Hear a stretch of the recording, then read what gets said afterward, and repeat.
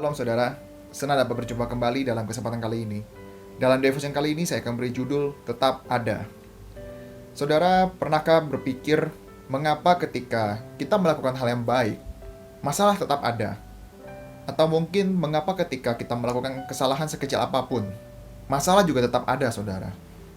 Saudara seringkali berpikir seperti itu dan izinkan saya memberikan ilustrasi sederhana tentang kehidupan ini. Di dalam ruangan terbuka, ketika kita tidak melakukan apa-apa, ruangan itu akan berdebu dengan sendirinya, saudara. Begitu juga dengan ruangan tertutup. Kita tidak melakukan apa-apa, ruangan itu menjadi lembab, bahkan bisa menimbulkan jamur. Begitu juga dengan kolam renang yang tidak pernah kita gunakan, tidak pernah kita rawat, tidak pernah kita bersihkan. Ujung-ujungnya adalah berlumut. Begitu juga dengan sepatu kita, yang mungkin kita jarang pakai dan sekali digunakan, sepatu tersebut malah rusak, atau mungkin kulitnya tersobek karena sudah kaku, saudara.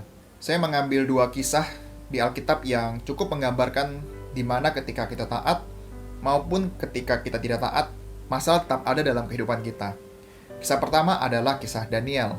Kita tahu Daniel yang taat kepada Tuhan sampai pada saat itu juga dilemparkan ke gua singa akibat ketaatannya. Karena pada saat itu ada aturan hanya boleh menyembah Raja Darius. Namun pada akhir cerita di Daniel pasal 6, Daniel pada akhir tetap dipelihara Tuhan dan tidak dimakan oleh singa. Bahkan Raja Darius menyembah Tuhan akibat dia melihat sendiri bagaimana penyertaan Tuhan dalam kehidupan Daniel. Dan kisah kedua adalah kisah Yunus. Kita tahu Yunus tidak taat karena ketika disuruh pergi ke Niniwe, dia malah melarikan diri pergi ke Tarsis.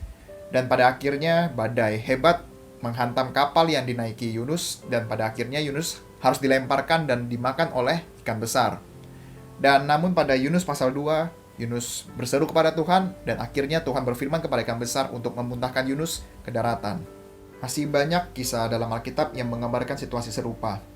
Contoh terkenal mungkin adalah Ayub. Kita tahu Ayub adalah orang yang saleh, namun Tuhan tetap mengizinkan masalah datang dalam kehidupan Ayub. Walaupun pada akhirnya Ayub mendapat lebih dari sebelumnya. Saudara, kabar baiknya adalah kondisi baik, Tuhan tetap ada. Kondisi yang tidak baik, Tuhan tetap ada. Kondisi kita berdosa maupun kita tidak layak, Tuhan tetap ada dan selalu ada, agar kita kembali mau dipimpin oleh Tuhan. Saudara, mari kita belajar, kita tetap taat ketika ada masalah, sehingga ketika masalah itu selesai, biarlah nama Tuhan dipermuliakan seperti kisah Daniel.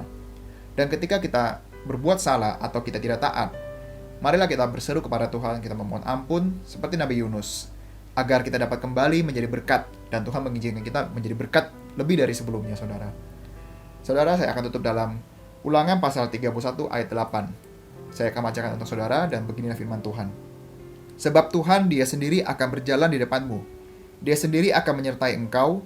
Dia tidak akan membiarkan engkau dan tidak akan meninggalkan engkau.